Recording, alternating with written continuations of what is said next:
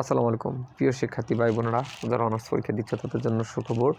যাদের অনার্স পরীক্ষা চলতেছে, আগামী 30/4/2025 সমাজকর্ম পরীক্ষা আছে, তাদের জন্য এই ভিডিও এবং ধারাবাহিকভাবে সমস্ত ভিডিওগুলো আপলোড করি আমাদের আলামিন একাডেমি ইউটিউব চ্যানেলে।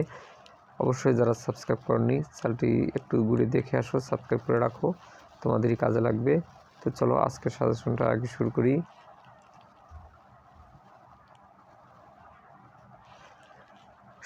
সমাজকর্ম, স্বেচ্ছাসেবিতা এবং বাংলাদেশের এনজিও, বিষয় 23-21-5। ক বিভাগের জন্য বোর্ড প্রশ্ন 14 থেকে 22 পর্যন্ত পড়লে হবে। খ বিভাগের জন্য মাত্র অল্প কিছু প্রশ্ন আছে এবং গ বিভাগের জন্য অল্প কিছু প্রশ্ন সারা বইয়ের মধ্যে থেকে। খ বিভাগ 1 নম্বর, স্বেচ্ছাসেবিতার বৈশিষ্ট্য লেখো। 2 নম্বরে স্বেচ্ছাসেবিতা প্রতিষ্ঠান কাকে বলে। 3 নম্বরে 1978 সালের বৈদেশিক দান স্বেচ্ছাসেবী কার্যক্রম অধ্যাদেশ গুরুত্ব লেখো।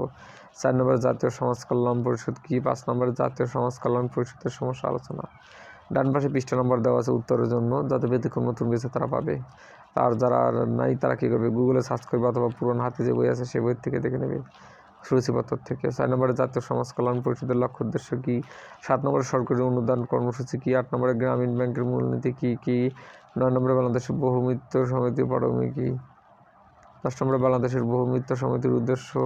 11 নম্বরে বাংলাদেশ প্রবীণ ও হিতৈষী সংঘের লক্ষ্য কী। 12 নম্বরে এনজিও বিষয়ক ব্যুরোর উদ্দেশ্য। এনজিও বিষয়ক ব্যুরোর প্রধান ও সমস্যা আলোচনা করো। 14 নম্বরে বাংলাদেশে অ্যাওয়ার্ড ভিশনের কার্যক্রম, আন্তর্জাতিক শ্রম সংস্থার কার্যক্রম। ক্ষুদ্র ঋণ বলতে কী বোঝা। বাংলাদেশে ইউনিসেফ ভূমিকা লেখো। ইউনিসেফের কার্যক্রম, বাংলাদেশে এনজিওর গঠন প্রণালী, প্রাথমিক শিক্ষা কর্মসূচি বর্ণনা করো।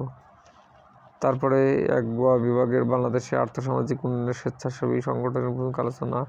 2 নম্বরে 1961 সালে স্বেচ্ছাসেবী সমাজ কল্যাণ প্রতিষ্ঠান নিবন্ধন নিয়ন্ত্রণ অধ্যয়ন লেখো।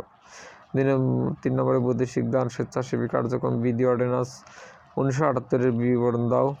বাকি প্রশ্নগুলো ভিডিও ডিসক্রিপশনে লিঙ্ক দেওয়া আছে, ওখান থেকে সাজেশনটা ডাউনলোড করে দেখে নিও। কত বলার